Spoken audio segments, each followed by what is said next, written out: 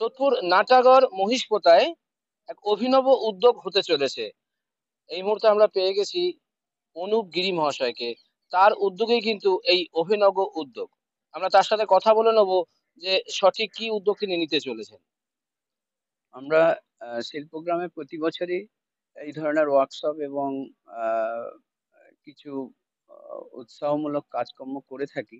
তার মধ্যে এটা অ্যাকচুয়ালি আমাদের মানে আমাদের যে সমস্যা, যে আমাদের শিল্পীরা কোনো কাজ করতে পারছি না বা কাজ করার সুযোগ পাচ্ছি না, সেই জায়গাটা তৈরি করার জন্য আমরা প্রথম 4 দিন আমরা এই সিরামিক আর রাখু ওয়ার্কশপ করছি।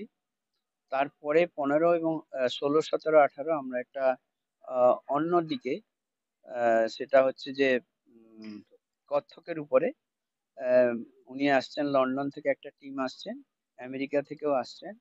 তো ওরা একটা কত্থক ওয়ার্কশপ করবেন, যেটা আমাদের ভারতবর্ষ এবং বিদেশের মধ্যে যে কালচারটা, সেটা উনি কিভাবে প্রেজেন্টেশন, উনি থাকেন ওখানে কিন্তু এখানে থেকেও যে কাজটা করেছেন ওখানে গিয়ে অনেক চেঞ্জ হয়েছে। সেই চেঞ্জটা দেখাবার জন্য আমাদের ছেলে মেয়ে যাতে শিখতে পারে, জানতে পারে, সেইটা এখানে প্রেজেন্টেশন করবে।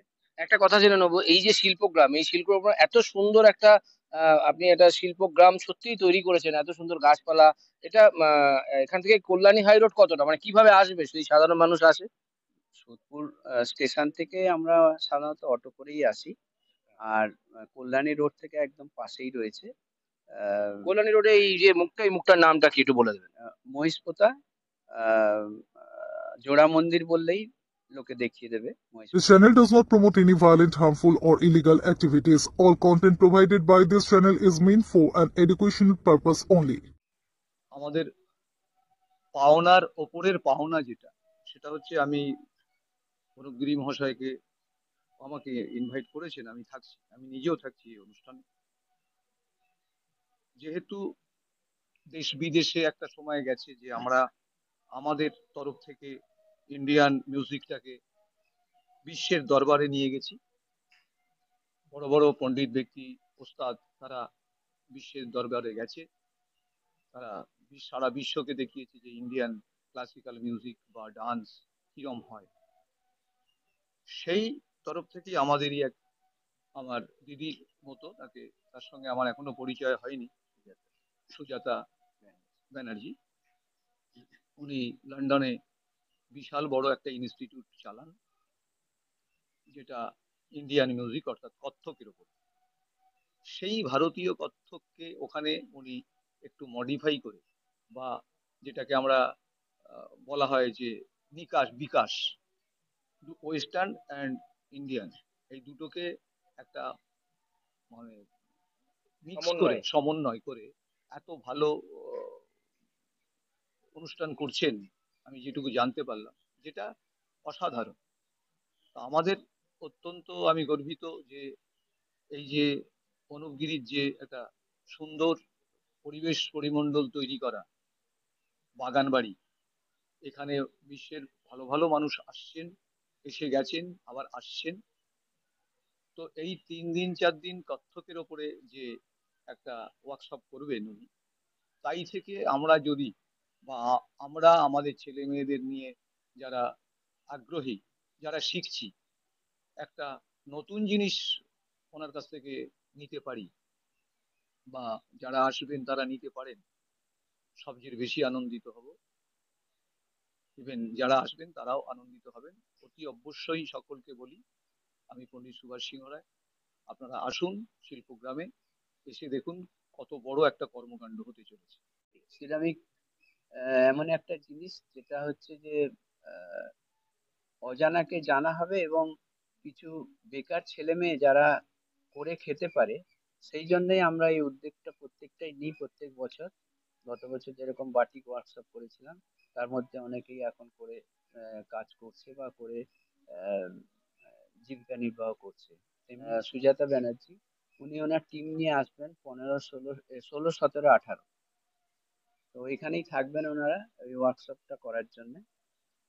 আহ, সেখানে এইখানকার ইন্ডিয়ান যে ক্লাসিক্যাল এবং মডার্নের সঙ্গে যে মিল হয়েছে, সেই জিনিসটা ডিফারেন্স বা কিছু শেখার জন্য সেই ছেলে মেয়েদের জন্য যাতে প্রেজেন্ট থাকে আমাদের এইখানকার লোকাল বলুন বা আমাদের ভারতবর্ষের ছেলে মেয়েরা, তারা কিছু জানতে পারলে, সবাই কিছু শিখতে পারলে আমাদের এটাই আনন্দের।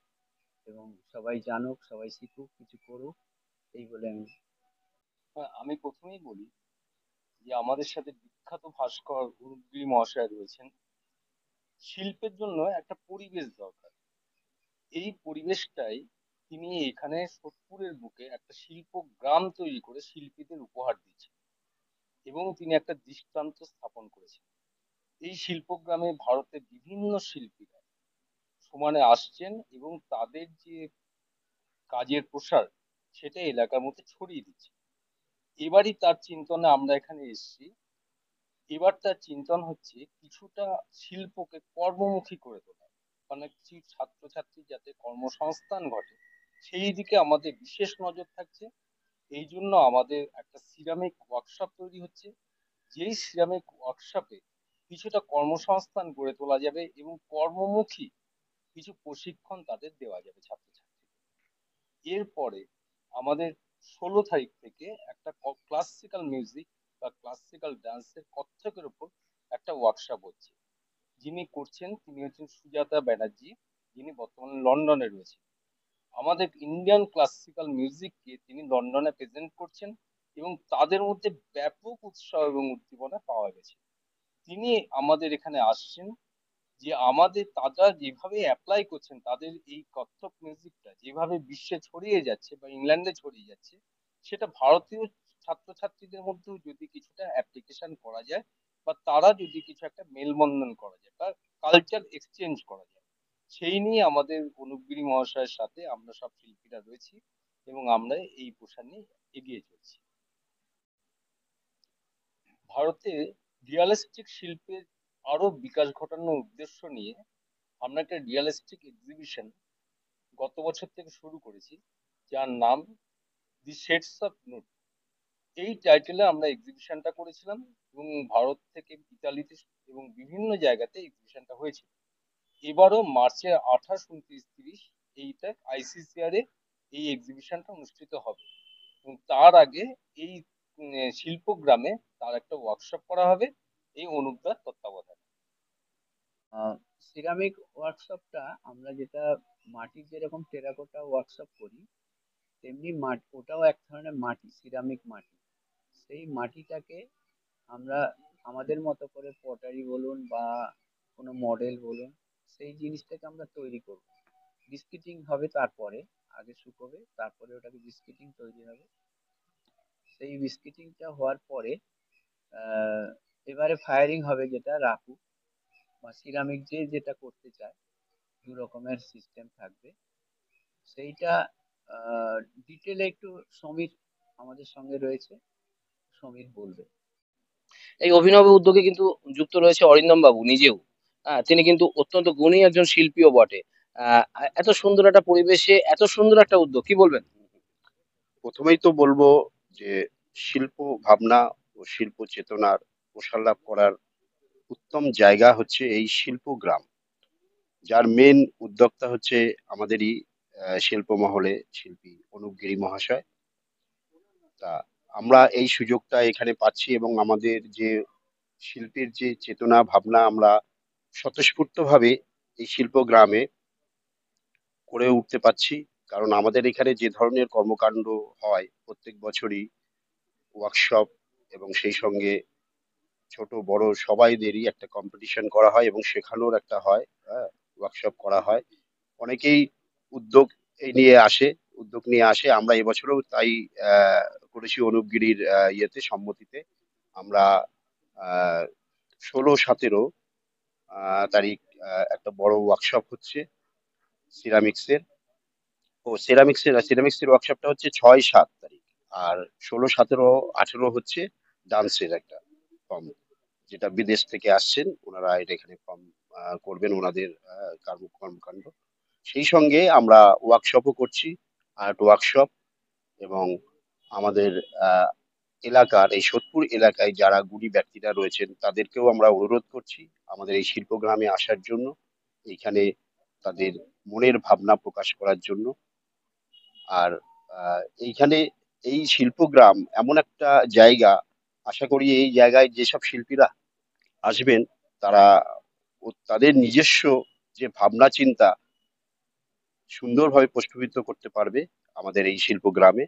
তা আমি বলবো যে আমরা যে সুযোগটা পাচ্ছি, এবং আমরা আরেকটা কথা যেটা হচ্ছে আমরা এখানে শেখানোরও ব্যবস্থা করেছি। আমাদের এখানে আলপনা কম্পিটিশন আছে এবং সিট অ্যান্ড ড্র কম্পিটিশন আছে। সেই মাধ্যমে যারা যারা এইখানে শিখতেও চায় সেই ব্যবস্থা আছে। আমাদের বিভিন্ন শিল্পীরা আছে, তাদের আহ আহ, এই এই ধরনের শিল্পকর্ম তারা শেখার জন্য আগ্রহী থাকলে তারা আসতে পারে। ধন্যবাদ। দাদা একটু আসুন না, তুই movement করবি না? আসলে শিল্প বোধহয় শিল্পীর জন্যই বাঁচে, আর শিল্পী বোধহয় শিল্পের জন্যই। তাই সমীর বাবু তো মানুষেরা এই ধরনের উদ্যোগে যুক্ত থাকে। কথা বলে নেবো সমীর বাবুর সাথে এই উদ্যোগ নিয়ে। নমস্কার, আমি সমীর শাহ। আমি অনুপ গিরির সাথে দীর্ঘদিনের পরিচয় এবং আমাদের ক্লাসমেট, দীর্ঘদিন ধরে রয়েছি। আর অনুপের এই সুন্দর জায়গাটাকে আমরা ব্যবহার করার জন্য খুব নানা রকম ভাবে পরিকল্পনা করছি। যে পরিকল্পনাটার মধ্যে একটি হচ্ছে সিরামিক্স ওয়ার্কশপ। সিরামিক্স ওয়ার্কশপ মধ্যে এমনি করা যায় না, তার জন্য একটা অনেক ইনফ্রাস্ট্রাকচারটা তৈরি করতে হবে, ফার্নেস ইত্যাদি। সেইগুলোকে অনুপকে কনভিন্স করিয়ে অনুপকে রাজি করেছি। সেই সিরামিক্স এর টার্নেস সব এখানে হবে। তার উপরেই বেশ করে সিরামিক্স এর যে রাকু ফায়ারিং বলে একটা পার্ট আছে, সেই পার্টটাকে আমরা এখানে করতে চাই। Ceramics cup, plate, flower vase, plate, নানা রকমের সিরামিক্স হয়ে থাকে, কিন্তু আমরা সেইটাকে বাদ রেখে রাকু ফায়ারিং একটা ইভেন্ট আছে, সেই ইভেন্টটাকেই 6-7 করতে যাচ্ছি। সেখানে সিরামিক্স এর মাটি দিয়ে আমরা প্রথমে মডেলিং বা পটারি, ওই ধরনের সব রকম কাজ করে আমরা সেইগুলোকে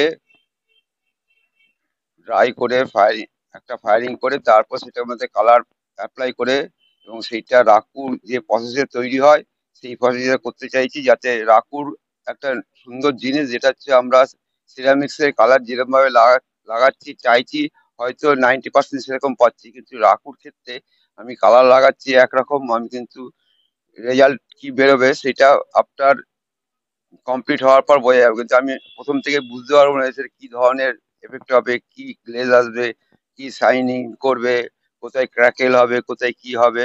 এইগুলো খুব ইন্টারেস্টিং ব্যাপারে, সেই মতন আমরা সেই রাক ফায়ারিংটা করছি, যাতে এখানকার ছেলেমেয়েরা সেইগুলো দেখে সেই ধরনের কাজগুলো শিখতে পারে